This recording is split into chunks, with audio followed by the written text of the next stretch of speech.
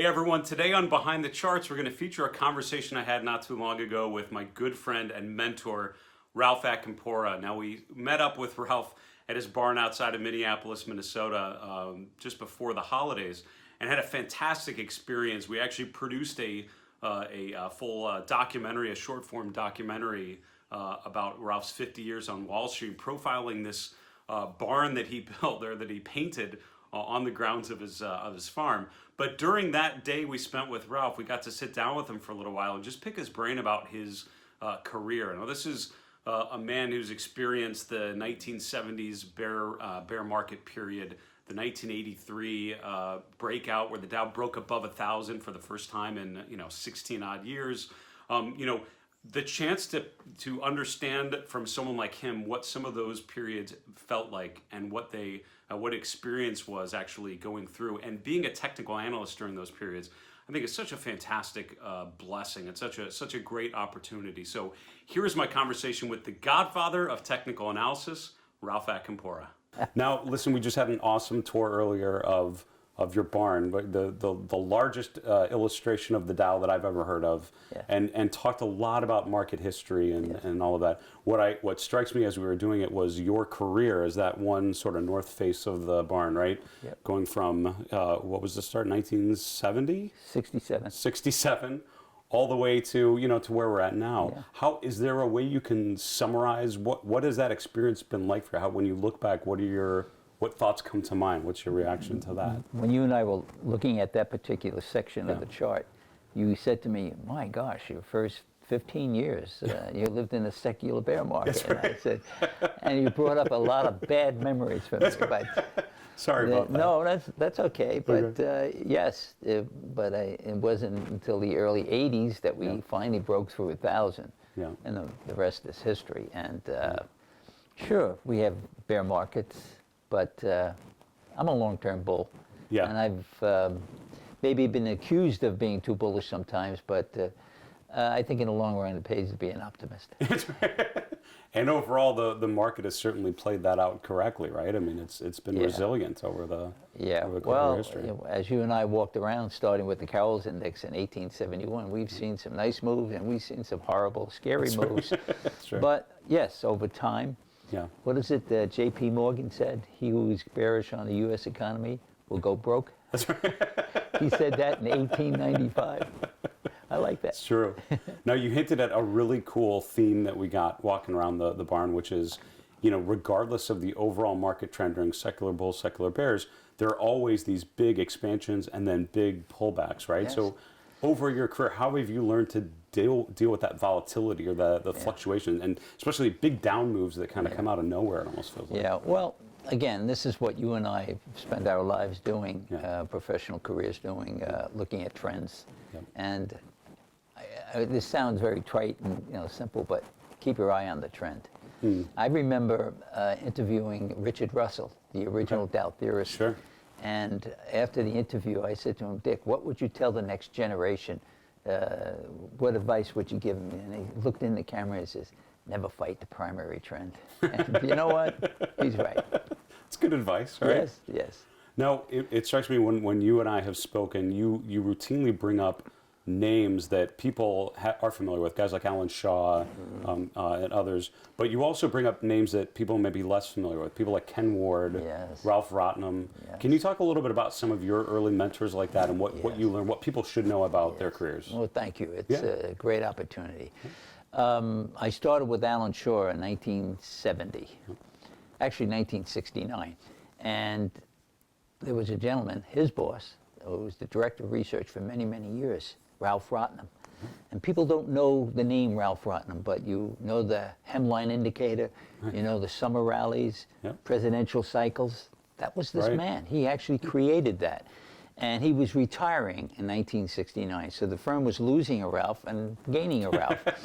And the best thing that ever happened to me, he kind of adopted me. And he would insist that we'd have lunch together.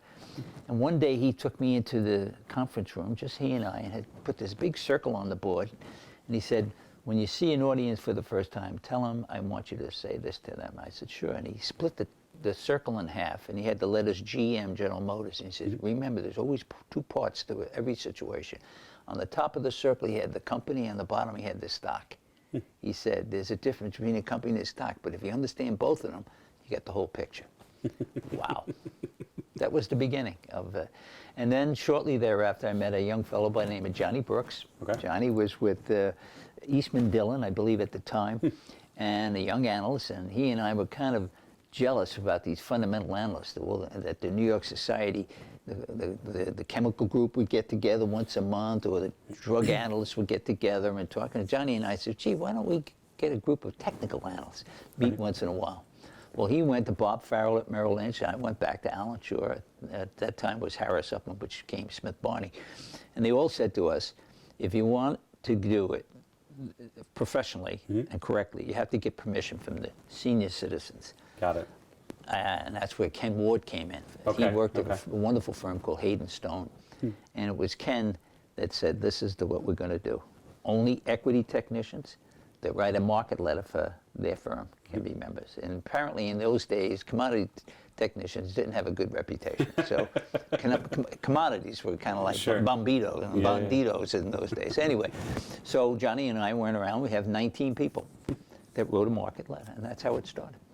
Got it. And that was the beginning of the MTA, the Market Technicians Association. Absolutely. So, Ralph, the MTA, right, starting in 1970 and approaching 50 years now in existence. Isn't that exciting? Can you talk about just the, from the early days, what does it feel like to see the growth to where it's at now? Now a global organization, 5,000 some members. Yeah, it's wonderful. Yeah. It's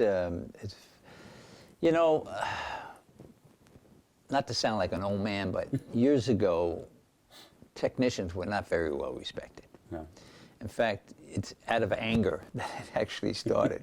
We were angry because Johnny Brooks and I felt we weren't being treated right as junior analysts of the New York Society of Security Analysts. Maybe we were exaggerated a little bit, but there was some truth to that.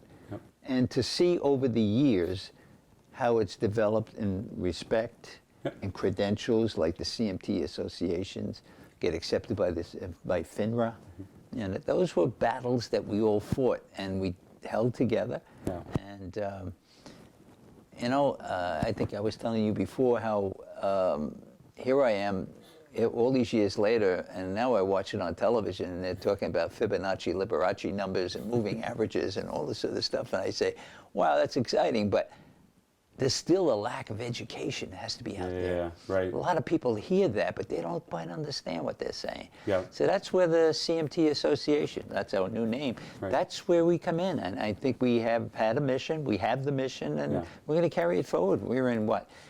How many countries around the world? I think over 80 or something? Yeah, 85 or something so, like I think, that. yeah. Wow, that's impressive. In fact, in a couple of weeks I'm going to India. Okay. And that'll be a lot of fun. Oh, fantastic. Yeah.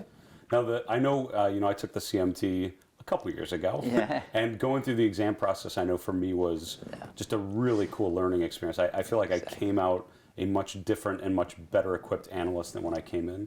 What would you say to someone looking at the CMT program or getting into it? What's ahead for them going through that process? Absolutely. I reiterate basically what you just said.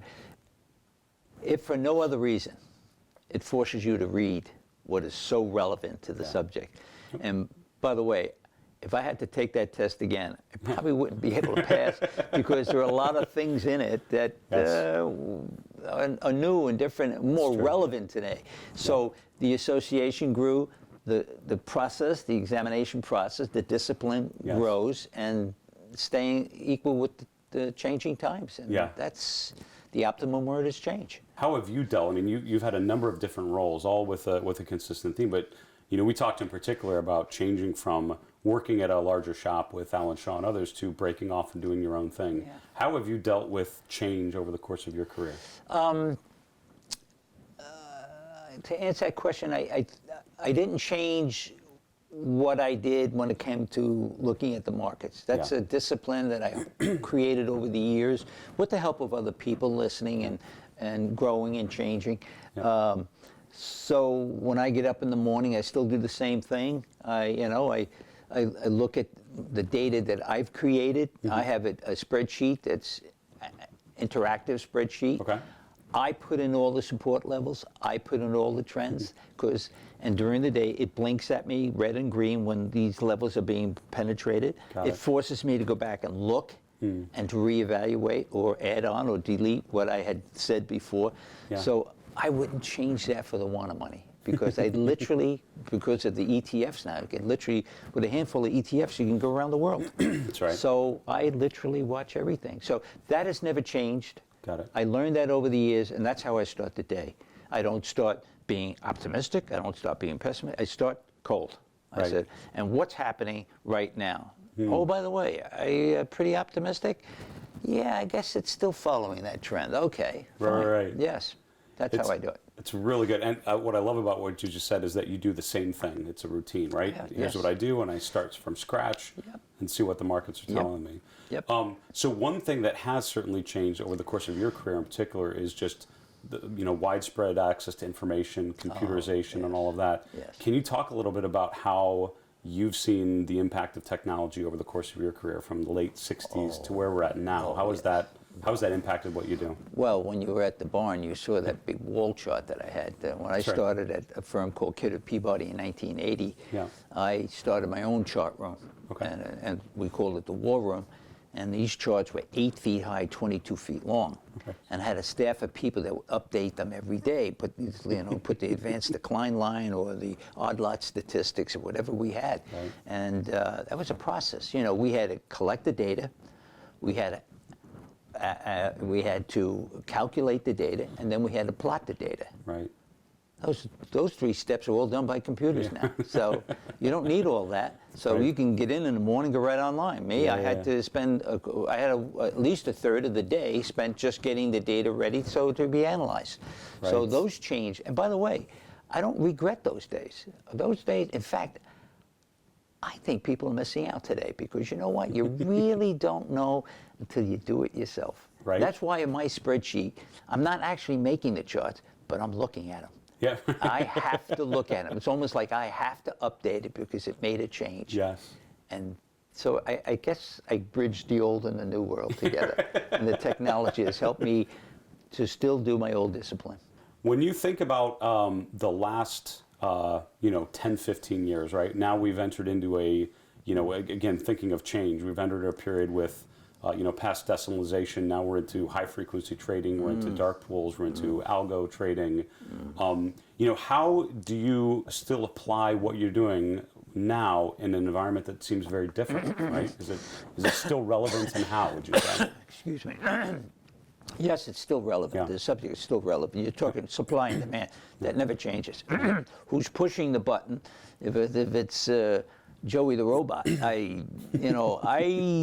honestly, I am sometimes I'm not sleeping well at night, worried about that, because I was told the other day 80% of the transactions today is robotic. Yeah, that's right. Yep. Wow. And I know they're looking at moving averages and stuff like that, so that's relevant to us, which is fine. I think it's important. Has it changed me? No. But I'm keeping aware that there are other factors in the marketplace today, and I think you have to be aware of that. So, for example, when we get these 400 or 500 point intraday swings, oh my gosh. Yeah. In fact, I jokingly said the other night, I call up my nephew, Jay Woods, who's a floor governor on the New York Stock Exchange, and I yell at him on the phone, Jay, what are you guys doing? And he'd come back, hey, Uncle, if we had people on the floor making these trades, you would never see that happen. I said, all right. And I said, and pull the plug on that computer. And slow it down. Right. But, to answer your question, as I step back, yes, it's a lot of noise in between. Yep. But the trends is basically still there. Trends are there. The intermediate long-term trends are still there. We were talking earlier about being on Wall Street Week and Lou Rukeyser and sort of that being an elf. Can you talk about that, sort of how that began and what your experience was, being a regular on that show? It's a show that I feel it's unfortunate that so many of us have missed out on, because it was such great history there. I tell you a cute little story. A little old lady about 2 years ago, I met her at a conference, and she comes up to me waving a crooked finger at my face. She said, you in my bedroom every Friday night. I said, shh, don't tell my wife. But jokingly, that's how serious the show was. There was no TV show, but everybody, Friday night, if you were in New York at 8:30, you watched that show. Right. And all over the country. Lou was a very bright guy, a very and knowledgeable guy about street functions, very good on TV, humorous, and he brought the best minds in the street on there. And I first appeared on that show. They wanted to do a show on Dow theory. Okay. And Richard Russell, for one reason or another, couldn't make it. He was out in La Jolla, California, and everyone knew in the street that I was the Richard Russell on the East Coast because I used to do a lot of Dow theory writing. And so one of my old friends, Gail Dudak, she said to Lou Rukeyser, "Yeah, why don't we get Ralph?" So I went there. God, I was so afraid. This is the first time I was on television. Oh, this is Lou Rukeyser. The first words out of his mouth, he says to me, he says, the living guru of Charles Dow, California, is a negative, and Dow theory, and you're positive. He says, one of you guys have got your charts upside down. I tell you, my mouth dropped open. And I felt like it took me an hour to say. You know, I said to him, I said, well, Lou, it's a matter of interpretation. And he and I became very good friends. Yeah. And that was in 1978. A couple of years later, actually, in 1981, he asked me to be a full-time panelist. Got it. And I was on that show for 23 years, and it was That's great. Marvelous. But about a year or two into being a panelist, I had dinner with him, and I said, Lou, where did you get the word elf from? That's what he called technicians. Right. He said, I made it up. I said, why? Why would you call us elves? Yeah. He said something so profound to me. He says, Ralph, I don't think my viewing audience knows what you guys do for a living. This is 1981, 82. He was absolutely right. Yeah. No one knew what we were doing. Today, I listen to television. These guys are talking about moving average. Yes, the knowledge has come. The acceptance is there. Yep. However, the need for education is still lacking. I mean, I teach at St. Thomas University, and I bring in my technical analysis. I can count on one hand how many universities actually have anything like that. That's a shame. And here's where the organization, the CMT association, comes in. That's the official, sanctioned body that provides this phenomenal exam, which gives you all the credibility. So anyone that's listening, and you're in this business, get a CFA/CMT. Then you have that circle I was talking about. Now you know the company and now you know the stock. I love that. Yes. Now, you've spent most of your career working with institutional investors, but I know also advisors, others that were consuming your work. But for professional money managers in particular, how would you, or how did you suggest or coach or encourage them to use charts along with other things, right? I mean, where does technical analysis fit in with the fundamental and other disciplines? How did you sort of encourage them? When I was at Prudential, I started Prudential in 1990, so about halfway in. I'd say about 1993 or 4. I decided to create a product for that person, the institutional product. Okay. And I don't know if you know this, but I spent a few years of my life in the Catholic seminary. I was studying for the Archdiocese of New York. Wow. It's a long story. Yeah. And one day I walked into my office. Now I'm obviously out of the seminary. And I said to him, I'd like to start finding, I said to Prudential, I said, I'd like to create a product that brings everything together. Yep. And the lady said to me, why, do you want to bless them? I said, yeah.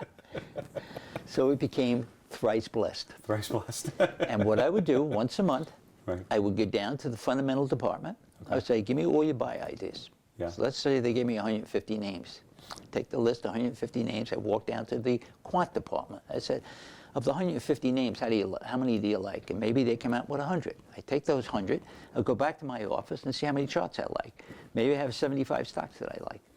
And that would be Thrice Blessed. Thrice Blessed. That's what I presented to the institutions. In fact, first time I met Jim Cramer, he came up to me and stuck his hand out. He said, Thrice Blessed. I said, excuse me? He said, that was the best document. This is true. That's what he said to me. He said, that's the best document on the street. He said, you did my work for me. I said, thank you. Right. So I tried. Thrice Blessed. I like that. Yeah. So it's a great illustration of kind of combining those different disciplines, right? So does technical come before? Oh no, I think if I could sketch out what real research is, you got to start with economics. You have to have an economic overview. If you think the economy is slow growth, fine. Then you're going to go to the industry specialists that do well in that economic environment. Talk to fundamentalists. Right. Maybe you like technology and financial stocks. Okay. Third thing, you go to back test them. You go talk to the quants. Now that you have your gun pointed at the target you want, you're just about to pull the trigger. Would you do me one favor? Look at the chart, see if the stock's going up or down. So we're actually, technical should be the last thing you do, not the first thing, if you're going to do the quality research. Right. But for me, all the years, I was always technical, but I said, I'm the last guy you should talk to. Right. Right. But do all your other homework, and that's the discipline. And then we need to talk. I think so. Yeah. Now, over your career, again, when we're looking at the wall together, looking at your career history, it popped out to me how many times you came out with pretty aggressive calls, things like the Dow 7,000 report, Dow 10,000 report, when those numbers seemed outrageous at the time. We would never get there, and of course we did. How did you, when you put out a call like that, how did you sort of deal with that? I mean, sort of the necessity to put out things, but also the shock of having to do it. And then also, what can you share an example of maybe where you tried to make a call and it was wrong? How do you deal with that side of it? Okay, let's talk about the good stuff. Okay, good. If we have time, we'll get to the tough one. I had too many bad ones, but I got a couple of good ones. Okay. Talking about the Market Technicians Association, the first evening dinner meeting we had, I don't know what day it was, but it was in 1970. I'm sitting next to Ken Ward, the oldest living technical analyst I ever met in my life. Right. Johnny Brooks, the co-founder of the organization with me, he was sitting on the left, I was sitting on the right, so we kind of had Ken in the middle, and it was like us sitting next to Joe DiMaggio. Remember Joe DiMaggio? This is like, this is the greatest. Yep. So during the course of the evening, when we stopped listening to everybody else, we leaned over to Mr. Ward and said, Mr. Ward, what's the most, and again, remember, this is 1970, the guy's 80 years old, so he lived through every bull and bear market in the century, just about, and wrote about it, most of them. Right. So I asked him, what was the most difficult market? He said, I said, it's got to be the crash of 29. He said, no, that wasn't the toughest. I said, excuse me? He said, the toughest for them was the early 60s. I said, well, why? He said, the market kept going up and up and up, and no one believed it. I never forgot that. And 25 years later, I'm staring at the Dow up 900 points. We're just now at around 4,000. I'm saying to myself, why isn't it coming down? And I could remember, it's true, I could remember the old man's words. And what I did, this is pre-computers. I went back to the New York Public Library on 42nd Street and Fifth Avenue, and I waded through all the Wall Street journals from 1960 to 1966. I'm still coughing from all the dust. And I read, and sure enough, he was right, because he was quoted in the paper saying the market's overbought. Rotman was in there. All of the old timers, John Schultz, who wrote for Forbes magazine, the technical letters there, and they basically say, well, the market's a little rich, it's going to come in, and it never really pulled back as much as they wanted. Yeah. And then when I was doing my research, what did we have common? Now, I try to put a fundamental spin to it, right? Sure. Up is all right, but why? Low inflation, low interest rates. Right, okay. And I said, wow, we had the same thing in the 90s. Right. So there was a reason for that. And then when the market letter came out, I can't tell you the name of the clients that I had to see immediately, but you would know them if I immediately. Okay. And when that report came out on a Monday, Tuesday morning, I had to be up in Connecticut at 8 o'clock and talk to this very large client. And as I walk into his office at 8 o'clock in the morning, guy's yelling at me. He says, what are you doing? He says, why would you put your career on the line? You're a young guy with a crazy report. This is a true story. Yeah. And I looked at him as, is that your story? Is that your problem? You're worried about me? And I said, but I gave him the same story about Ken Ward, and the highest compliment anyone could pay an analyst is say, I don't know if I believe you, but you gave me a lot to think about, which was true. And that started it, and it's wonderful. It was wonderful. It was, I was wrong. It didn't take 3 years. It only did it in 2 years. Yeah. And then when we got to 7,000, all my friends would call me and say, all right, Acampora, you were lucky. Now shut up. It's true. The head of the trading department said, all right, shut up. You were lucky. Right. I said, gee, I think I can make it go high. I think I think there's enough momentum here. And then I pushed it to 10,000. Yeah. Unfortunately. Yeah, it was. There. Yeah. And the bad call, well, I wasn't as embarrassed. I think I make it more embarrassing. But if I had to say, one real embarrassing call was the crash of '87. And I was on the cover of Barron's magazine with a couple of other very well-known technicians. Sure. Bob Prechter was there. He was he was yelling out, crash, crash, crash. I mean, this is unbelievable. Marty Zweig, who was on on Wall Street Week with us, crying. And I was looking for just a pullback. Right. I wish I didn't get in that magazine, but those are the calls. Those are the calls, and you respect other people's opinion when they really stand up and step out of the box, if you will. Sure. If someone's willing to do that, you just like me stepping out of the box in the 90s, and these guys stepping out of the box in the late 80s. Yep. That was cool. Yep. Yeah. Now, over your career, you've seen obviously lots of bull and bear cycles, lots of different types of leadership and everything. Now in late 2019, we're in the middle of what some are saying the most hated bull market in history, right? It's a bull market that no one wants to believe. Yeah. Where do you see things now going into year end and into next year, right? The S&P nearing all-time highs, but with questionable leadership. Where are you at with all of that? Okay, for the last 12 months or so, almost year and a half. Yep. I keep, whenever I have to make a public presentation, I start out by saying this. There are two ways to make a forecast on the market. One way is to be anticipatory. What do I mean? You do all your economic, fundamental, quantitative, technical research. Yep. Given this data, I anticipate the market's going up 10% or whatever. Okay. That's a form of research. Second way is saying, gee, look at this confluence of confusion we have out there. And this is the truth. In all the years I've been in, I've never seen such confusion. Whether it's Brexit, we got this tariff war with China, the Russians are in Venezuela. We have people running for the presidency. They're talking about socialism. Come on, the litany. It goes on and on. It's scary. Yeah. And is the market confused? Absolutely. You tell me what Trump's next tweet is going to be, and I'll tell you what the market's going to do. I mean, it's that. So I'm not anticipating. I haven't been anticipating. I've been reacting. That's the second way. And I say to my audience, I said, listen, if the Dow or the S&P, if they do such and such on the upside, confirmed by a little breath, I said, I'm going to be optimistic. And if it breaks down to these levels and moving averages, I'll be a little cautious. Right. And I've been doing that. And I think that's helped me. Yeah. People say, gee, Ralph, you kind of mumbling a little bit. I said, there's an old saying, when in doubt, mumble. And I defy anybody to tell me what the news is going to be tomorrow. Because you don't know. And it could be impactful, very impactful. And so instead of trying to be a hero, I'll say, okay. And so far, my current opinion is basically the underlying trend of the leading averages, they're holding. Yeah. I mean, you're making successive high lows. I mean, we don't have a graph to point at it right now, but you go look at it, and I'm not unhappy. Would I like to see a broader participation of stocks? Absolutely. Sure.